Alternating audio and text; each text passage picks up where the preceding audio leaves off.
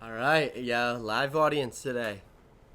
Welcome back to the third floor, the show I do in my parents' attic.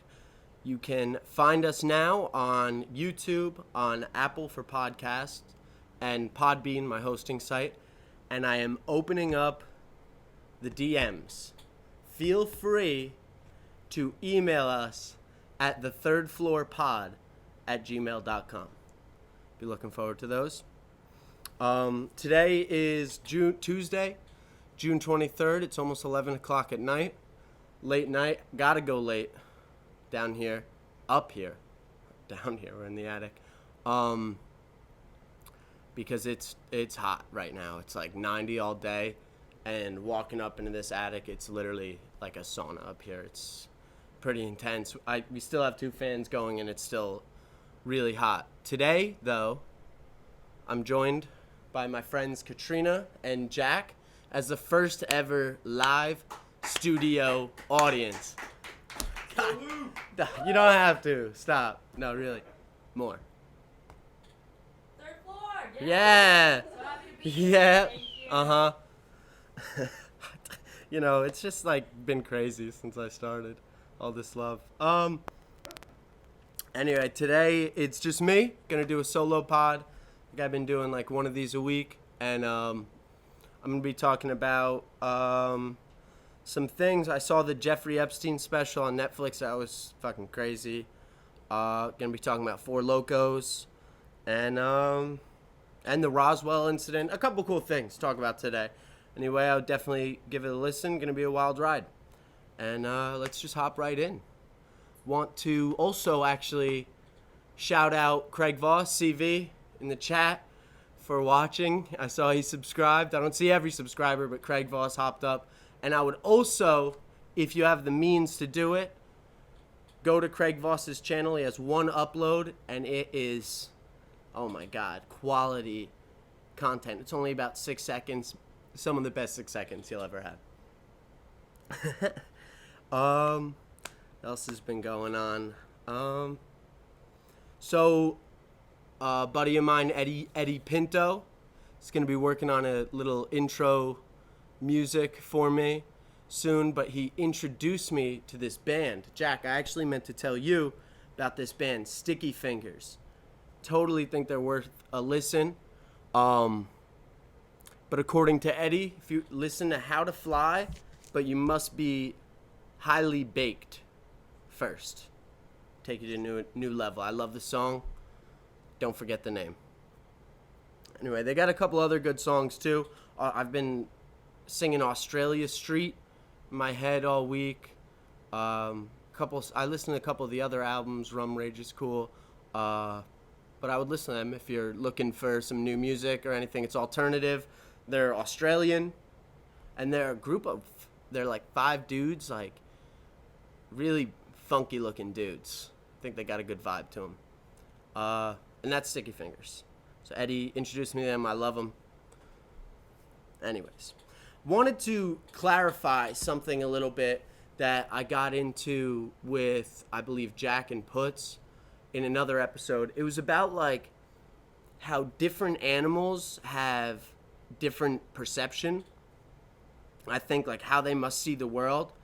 And I forgot to bring up an example about my lizard. I was just kind of saying how like a different animal, depending on whether you're a bird or a cat, like a bird must only really be focusing on what's beneath it, must only see like little targets because it can pick out a bug from up in the sky. I don't know. Its vision must not be like us. Its perception of the world. And anyway, so the lizard, for example, I explained that it had a wide array of colors. Its eyes, it sees more colors than a human, which is kind of crazy. But what's even crazier is on the top of the bearded dragon's head, it has a third eye. It's just like, it's super tiny. You really can barely even see it. But what's cool about it is it detects shadows. Like, it just detects shadows. That's why it's not like literally an eye. But like, in terms of the perception thing that I'm talking about, like imagine you're just seeing all day like a regular human, but you have this third eye of shadows on your head. Like, how does that work into your vision? How does that work into your perception if you, because shadows are going on all day, whether it's light or whatever. You know, does it actively see the shadows all day? Is that like a third part of its field of view? I don't know, but it's definitely different from humans. And there's, you know, a million other animals. So I think that's a topic I'm going to like keep going into, like just how different animals see the world completely differently. And maybe not even different animals, different like species, I guess. That's animal perception. I drank a Four Loko on Saturday, and those things are fucking nuts. They just rock me every time. And what's crazy is that what's out there now isn't even the original formula, how it all started. I am literally dripping sweat up here. But Four Loko, and this is all the way back in 2010, like got under a lot of heat for their ingredients, and I thought it was because there was cocaine in the drink, but that wasn't the case, sadly.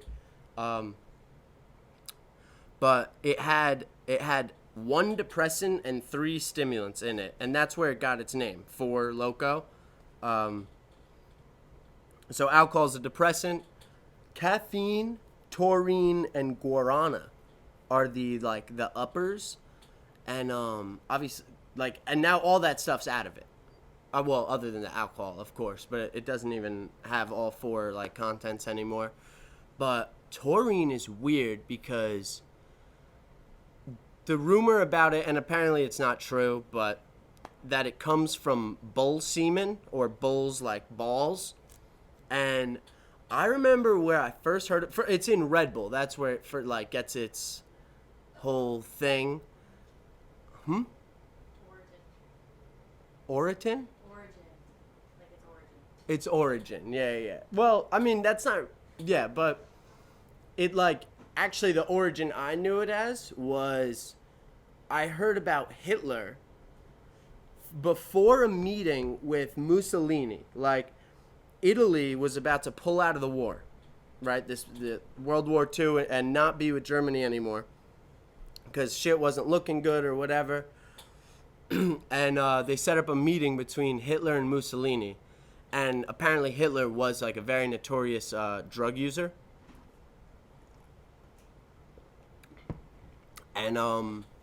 And he was, I heard that he was getting taurine, but actually bull semen. He was actually drinking bull semen, and it got him so fucking fired up. He was also on like meth or something too, but this shit got him so fired up. He was like, it said in the documents, he was screaming at Mussolini for 6 hours during this meeting, and then Mussolini came back, like Mussolini and Italy came back into the war. So that's where I first heard of taurine, and they put that in Four Loko. But they also put it in Red Bull, and not everyone who drinks Red Bull is Hitler. Yes, Jack? I know it's also a popular ingredient for like most pre-workouts and stuff. Yeah. Because it's actually an amino acid. It's actually an amino acid, yeah. And then That's where I heard of it already. I don't even know. That's what I was like, so weird, because it's an amino acid. That's all I read everywhere. But it's supposed to affect your brain immediately, but that's not really what an amino acid does, right? No, I don't think so. Usually they're like they help protein. Yeah. So it wouldn't be like immediate action, yet it somehow works for that. But it'd be cool to have an original Four Loko. Like, that'd be pretty cool with all the 4 original Loko ingredients. Jack's going down to grab a couple Four Lokos. I'm gonna get fucking nuts up here. Well, I was just thinking about... Oh, I wanted to clarify something from my last solo episode where I was talking about like saving money and just buy a stock. Like I even knew what the hell I was talking about. In terms of saving money, when I was talking about don't put it into a savings account, put it somewhere where it can at least grow over time a little bit more. I kept saying stock, but really the best thing to do if you're not an active person with it is to get invested in like an ETF, which is basically it's just a large fund of government bonds, things protecting against inflation, large business. Mom. Oh, Mom. Hey, Ma, keep it down. There's a podcast going up here. Ma, meatloaf. Ma, the meatloaf. Where was I? So ETFs, and it basically just broadly invests whatever money you put in hundreds of different stocks that will just naturally, if it's just like investing in the market, and the market through history has improved over time. But what I did that made me feel so confident that I should tell you guys, whatever, is when I was like piss broke at school, paying rent and fucking buying Jewel pods, I was working at Wings Over. This wing place has a fry cook. I think I'll tell you guys about my fry cook days soon, but not today. But I worked there as a fry cook and didn't get paid great, but it really wasn't bad. And so I worked in the fall semester for a couple months, and then I did my taxes, and I couldn't believe I made like $3,000, like over $3,000 while I was at school. And even though I was paying rent and stuff, there was still other money for rent. I had no money at this point when I saw my taxes that I made all that money. And I decided to start taking 10% of my check and put it into Acorns as an app, but Acorns invests your money into an ETF. And all I could do was get about $300 check. Sometimes it was $250, $300 from work. And then I would take out $25, $30, and throw it into my Acorns. In just the spring semester, and it's not much, but I saved $300.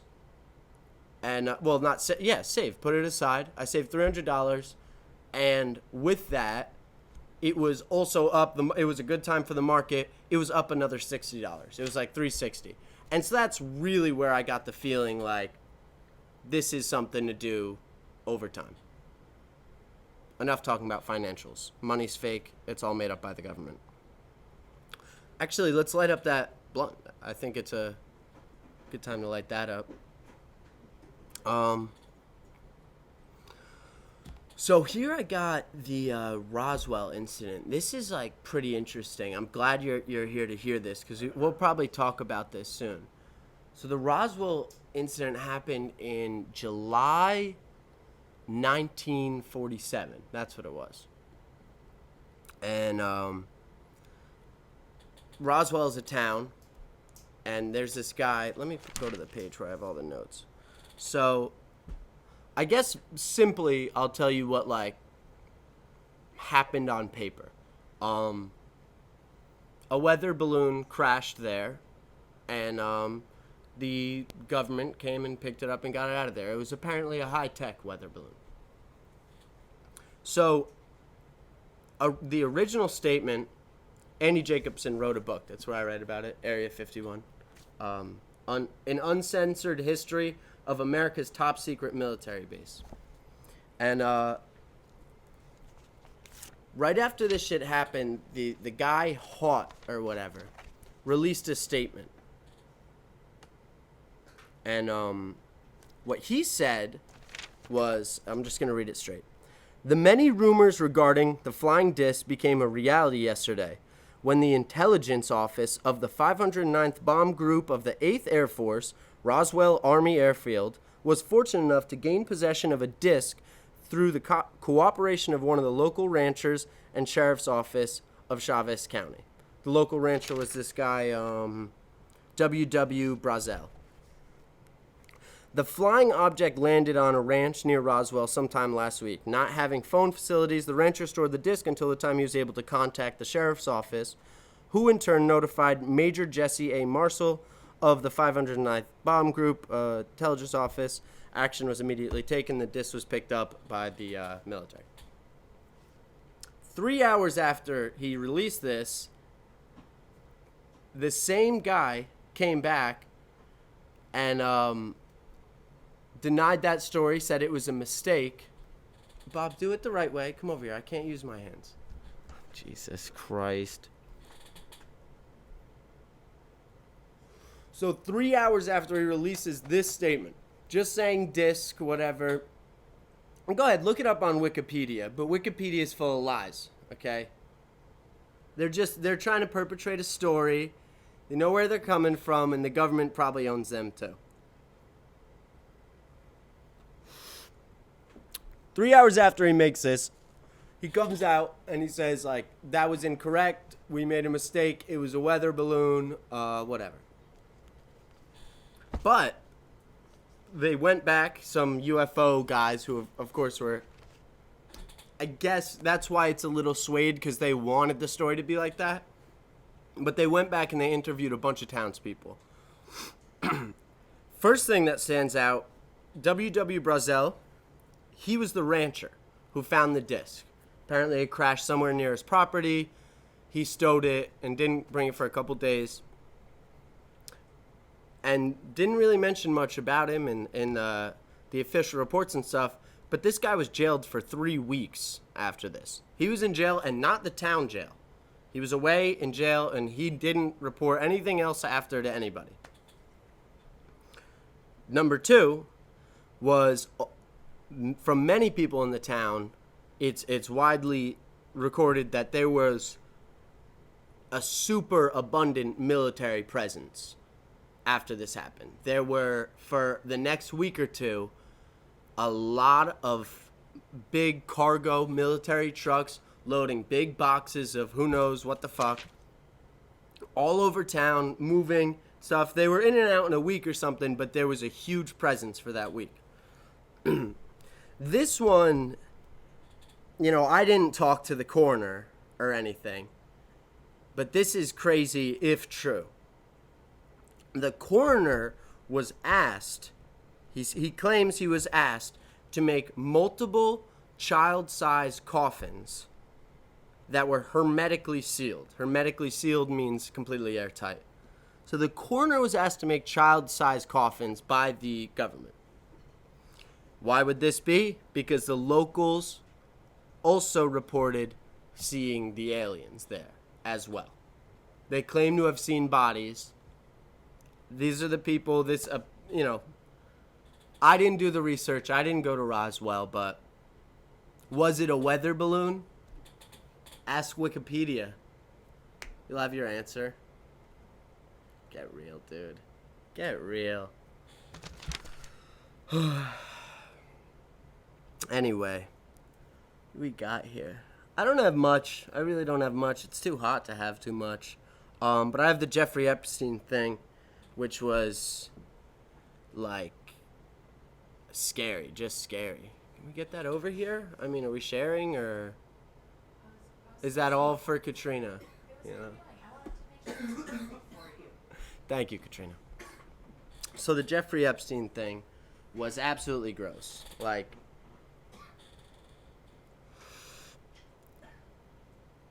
basically, if you didn't see it, it tells it in 4 parts, starting with, like, down in Florida, where they did the recruiting phase, which that's just the recruiting done in America. Like, that's how I feel. They probably...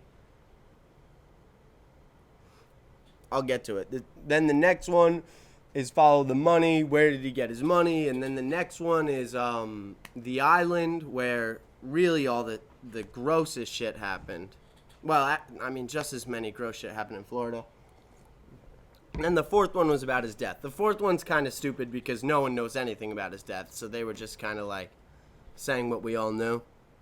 But the first one the recruitment stage is so, like, creepy to me. Because maybe it's just, like, my ignorance. But I just assumed a lot of these girls, like, had been stolen from their families, like, taken away from other countries. Like, I don't even know. But it was, but it wasn't actually like that. Okay, sorry, we just had the attic door closing. It really wasn't actually like that down in Florida. His house down there, his mansion, was right by a bunch of, like, schools and shit. And, he got the girls to basically recruit each other, all of them. It's just a spider web. It's a pyramid scheme. It's the most, like, simple way to be like, you know, you get $200 if you do the thing, the act, the sexual act, or you get $200 if you just send another girl here. Because he'll, you know, the first time you go there, he does his thing, Jeffrey. Like, I won't even get into it, but the first time you go there, does his thing, and you get the 200, like, basically no matter what. And it's basically just a pyramid scheme. But as they kept going and going, the numbers were just racking up, the amount of girls. And certain girls, like this one woman now, was saying she recruited 24 girls herself. Because she never wanted to do it, but she was happy to accept the money. Well, not happy to accept it. She was just in, like, a bad place in her life, and she kind of needed it. Whatever. So that was really eye-opening how he used the girls, wasn't really lying. I really didn't think he lied to anyone in a sense. I mean, he did,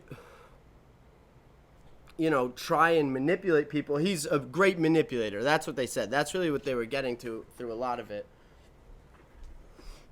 But a lot of these girls worked for him. They did it for him. And that was strange. But they also didn't expose a lot of celebrities. Any of the people known have been known, and I've already heard the names, and I'm not even, like, super paying attention to that. And so I felt like that lacked there. Like, it didn't really drop a lot of information on other shit. And then the death episode was just kind of like shot because they didn't really know anything. And it does really leave you with a bad feeling the way he died, because he deserves so much worse. But I definitely believe in... No, I'm good, actually. Definitely believe in, like, karma. So maybe it doesn't seem like he got it that bad. It doesn't feel like it either. But I really do believe in karma. And I don't know how he got it, but did a lot of bad shit, and you gotta pay for that somehow. I know, because I'm gonna tell a little story about karma. About Luke Karma. When I was in high school, my senior year, I drove a little Honda Civic, and it's a little beat up, a little old, the 98 Civic. She ran good, and she had a great e-brake. I could really send the thing if I wanted to pull the brake, because the car was so light. And so I got a little too comfortable using that feature of the car. And one day, driving home from practice, dropping some friends off, I hit a truck. My Civic's so low to the ground, I had drifted around the corner, and it was actually raining, and I got under the thing. Is this incriminating? Should I not be? Well, I paid the fine. I did the time. But I did stay. Like, so I went under his truck, and it kind of fucked my car up because it's so little, so weak, and he had a big truck. And I did stop for a second. I looked. His truck was fine. At least from my angle there, his truck was fine. And then I left. I dropped off my friends. I went home. I was so scared. I fucking lied to my parents, whatever. And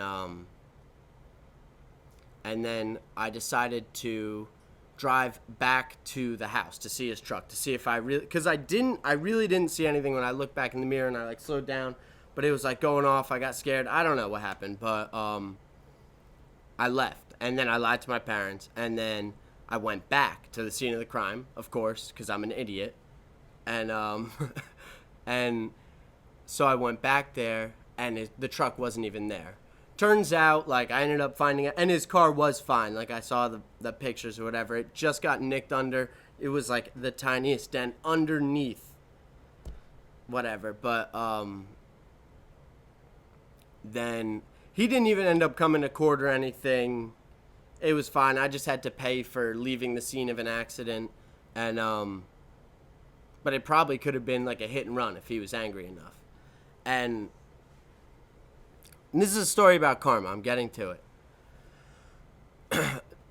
A couple years go by, I go off to school. We actually sold the Honda Civic for $250. I couldn't believe it. $250 we sold the Civic for. And I saw that thing running not too long ago on the other side of the highway. So it's still going. You saw it? Yeah, I never told. It was like 6 or 7 months ago already. But I was just coming up 208 and coming down as the silver hood white Honda Civic. I mean I would have known it from 2 miles away, yeah. But anyway, some time goes on, and we sold the Honda Civic while I was at school, so I didn't really need a car if I came home, whatever. And then over the summer I got a job, and I really needed a car, and my parents helped me out, and we got a Subaru Forester, and I love the thing. It's a hatchback. It's a really cool car. On the fifth or sixth day I had the car, I just went to go pick up some pods with Cal, and I turn a left around the corner, and I park on the left side of the street, which sounds weird, but it's a one-way. Park on the left side of the street, and I say, like, let's go, Bob. Like, let's go, Cal. Let's go inside. She's like, no, I want to stay in the car. And I convince her to come out of the car. And we start walking. The store is perpendicular to where I parked. So my car is here. You turn around. As you get out of my car, you walk up and you make a right. And then the store's just there, like one store up. But we literally just turn the corner so I can't see my car anymore. We're just walking, talking like usual. And you hear, "Skit!" Gong! Like, actually 2 bounces, because he hit my car so hard it hit the fucking Cadillac right in front of me. Luckily that lady was cool, and it was a big truck, so it was like unaffected. But this big white van smashed into it, going so, like, pretty fast, because it completely moved my car into another car. And